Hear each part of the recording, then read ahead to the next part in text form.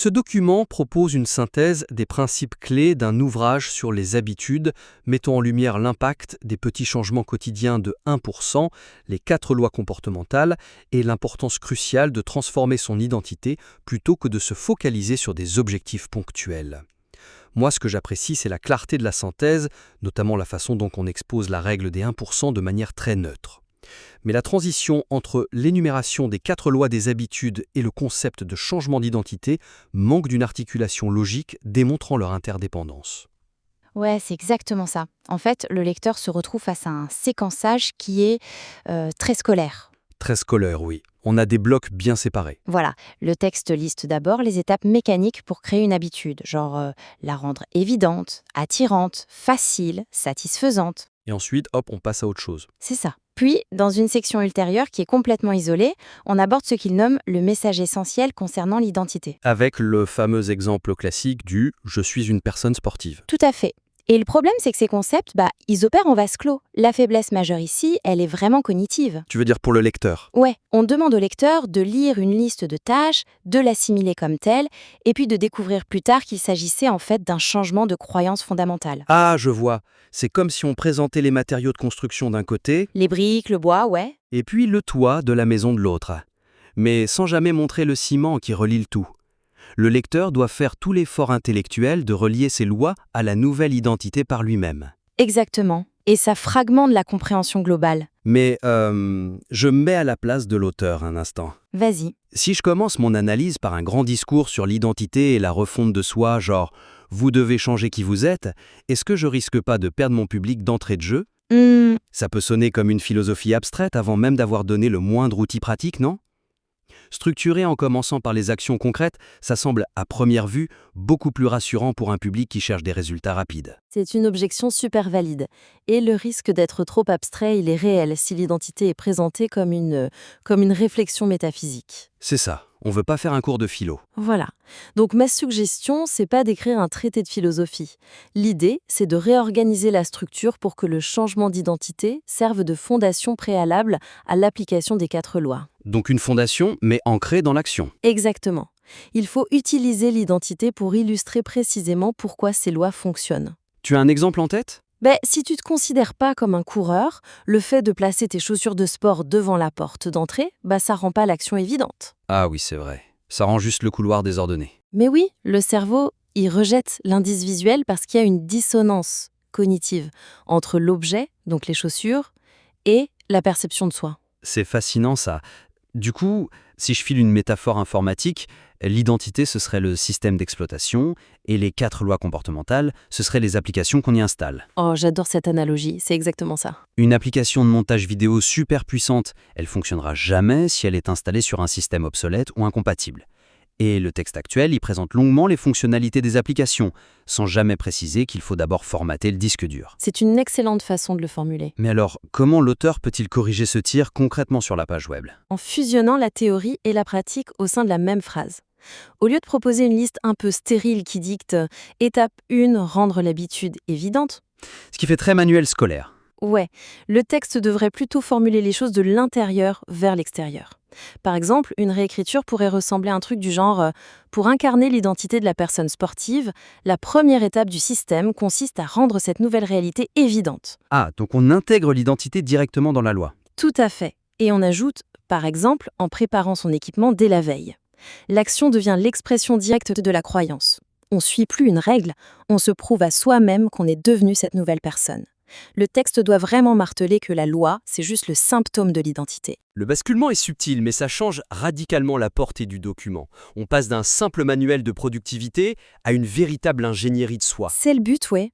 En imposant cette lecture par le prisme de l'identité, l'auteur s'assure que chaque conseil technique résonne avec une vraie profondeur psychologique. Mais, et là je me fais l'avocat du diable, l'identité ça fait pas de magie. Non, bien sûr. Je veux dire, je peux me considérer comme un athlète autant que je veux, mon canapé exerce toujours une force de gravité immense sur moi après une longue journée de travail. Ah, la fameuse gravité du canapé. C'est terrible.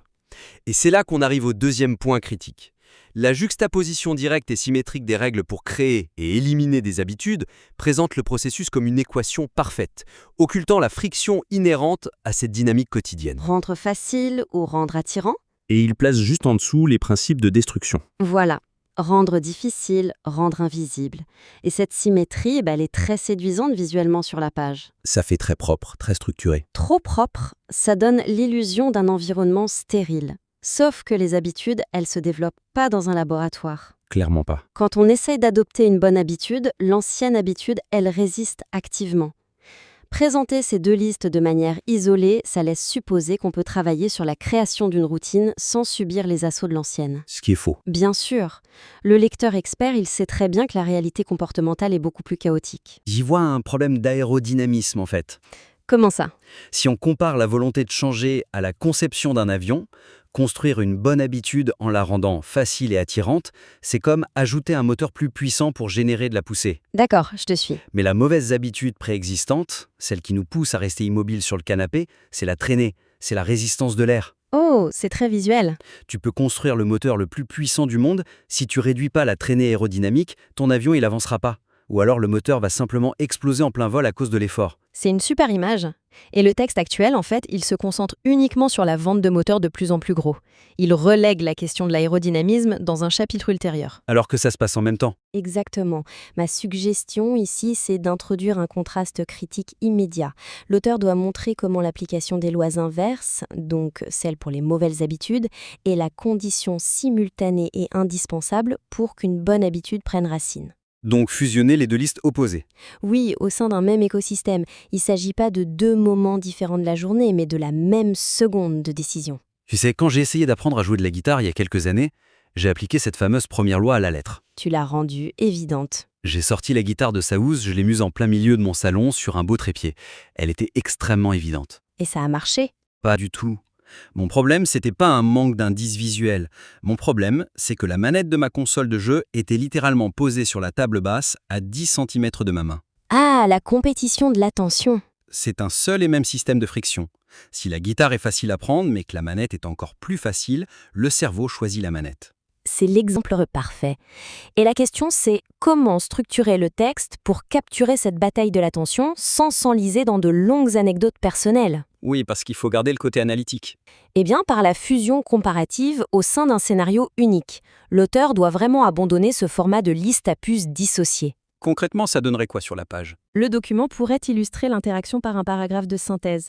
Un truc comme « L'efficacité d'une nouvelle routine repose sur un déséquilibre volontaire de l'environnement ». J'aime beaucoup déséquilibre volontaire. N'est-ce pas ? Et on continue.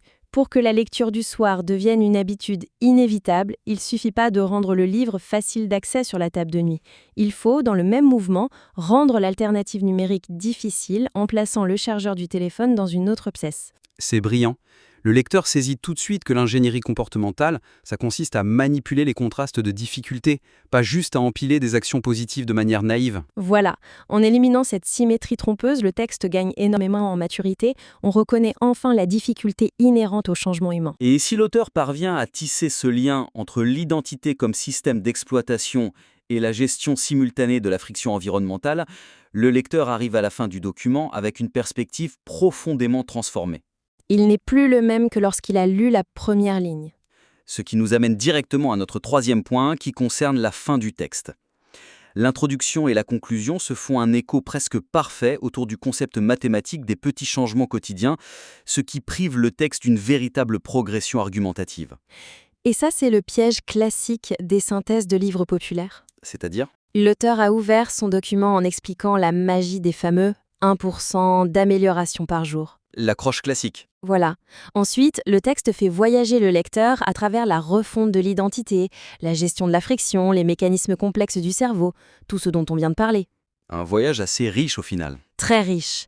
Et pourtant, dans les toutes dernières lignes, le document affirme platement que les petites actions répétées mènent à de grands résultats. Ouch. C'est vrai que ça fait l'effet d'un soufflet qui retombe. C'est un recul conceptuel brutal. La conclusion actuelle agit comme un simple rappel de l'introduction, et ça efface toute l'évolution intellectuelle que le corps du texte vient de construire. Elle ramène un lecteur qui est devenu expert tout au long de la lecture au rang de débutant. C'est presque frustrant en fait. C'est très frustrant. Actuellement, la conclusion donne vraiment l'impression d'avoir marché en cercle pour revenir au point de départ. Mais l'auteur pourrait très bien défendre ce choix. Ah oui, comment ? En soulignant que la règle des 1%, c'est l'accroche commerciale, c'est la marque de fabrique du livre source, C'est ce qui attire les gens au départ, donc est-ce qu'il ne faut pas boucler la boucle pour satisfaire cette attente initiale? Je vois l'idée. Il y a une certaine satisfaction rhétorique à ramener le lecteur au point de départ, non? Boucler la boucle, c'est super efficace pour un article grand public. Mais dans le cadre d'une analyse qui se veut pointue, pour des lecteurs experts, c'est une occasion manquée. D'accord? L'accroche des 1%, c'est le billet d'entrée. C'est le prétexte mathématique rassurant pour inciter à l'action. Mais l'identité systémique dont on parle depuis le début, c'est ça la véritable destination. Et une fois qu'on a atteint la destination, on disserte plus sur l'esthétique du billet d'entrée. Exactement. C'est joliment dit. La suggestion stratégique ici, c'est de réécrire intégralement la conclusion pour la centrer exclusivement sur ce changement de paradigme. Il faut complètement abandonner la notion de mathématiques quotidiennes, les petits pourcentages, tout ça. Oui, pour embrasser totalement la philosophie de l'état d'être, le passage de la notion d'objectif à la notion d'identité. Il s'agit de passer d'une logique de calcul à une logique d'existence, en fait. C'est tout à fait ça. Il y a un gouffre psychologique énorme entre l'idée de « je veux m'améliorer de 1% en écriture aujourd'hui et je suis un écrivain ». Ah, complètement. Quand on opère depuis l'identité de l'écrivain, s'asseoir devant son clavier, c'est plus un micro-effort calculé que l'on doit s'imposer par la discipline. Non, c'est simplement l'expression naturelle de qui l'on est au quotidien. L'action devient une conséquence, ce n'est plus une cause. Mais du coup, comment l'auteur peut formuler cette idée finale de manière à laisser une empreinte durable dans l'esprit du lecteur? Comment on brise cette boucle redondante? En redéfinissant la notion même de discipline dans ses toutes dernières lignes. L'auteur devrait supprimer toute référence aux petites actions ou aux pourcentages dans le paragraphe final. Faut couper ça. On nettoie le texte de cette mathématique basique. La réécriture, elle pourrait s'articuler autour de cette idée, par exemple. La véritable maîtrise de soi ne consiste pas à s'imposer douloureusement des micro-changements au quotidien. Elle réside dans le courage de redéfinir son identité. C'est puissant, ça. Et on conclut avec un truc comme « Une fois que l'on passe de l'intention du « je veux » à l'affirmation du « je suis », les habitudes cessent d'être des objectifs à atteindre pour devenir la simple démonstration de notre nouvelle réalité. » Ah ouais, là on n'est plus du tout dans le résumé. Ce type de conclusion, ça projette vraiment les lecteurs vers l'avant. Ça l'équipe d'une certitude presque viscérale. C'est le but. Ce virage sémantique donne une stature beaucoup plus imposante au document.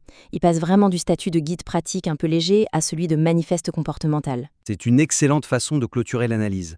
Alors, pour capitaliser sur cette évolution, résumons un peu les 3 axes d'amélioration qu'on a identifiés pour l'auteur de ce texte. Oui, c'est important de garder ça actionnable. Premièrement, il est impératif d'intégrer le concept d'identité non pas comme une réflexion finale isolée, mais comme le système d'exploitation de base qui donne tout leur sens aux 4 lois comportementales. C'est la fondation. C'est ça, le ciment entre les briques. Deuxièmement, il faut rompre l'illusion d'une création d'habitudes sans friction.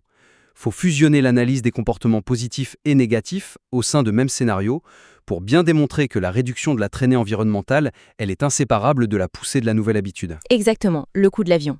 Et troisièmement, la conclusion doit absolument rompre cette boucle redondante avec l'introduction. Fini le 1% à la fin. Fini. Elle doit abandonner cette prémisse simpliste pour célébrer exclusivement le basculement vers l'identité systémique. Ça offre au lecteur un aboutissement intellectuel qui est vraiment à la hauteur de son investissement dans la lecture. Ce sont des ajustements structurels qui sont exigeants, c'est sûr, mais ils transforment radicalement l'autorité de l'analyse. Nous invitons l'auditeur à retravailler son document à l'aune de ces perspectives et à nous soumettre sa nouvelle version pour une future session d'exploration. Gardons à l'esprit que modifier un comportement, c'est jamais une simple équation mathématique ou une liste de cases à cocher.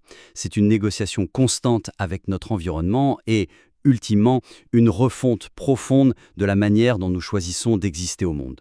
Ce texte a le potentiel de capturer cette complexité avec brio. À la prochaine. À bientôt.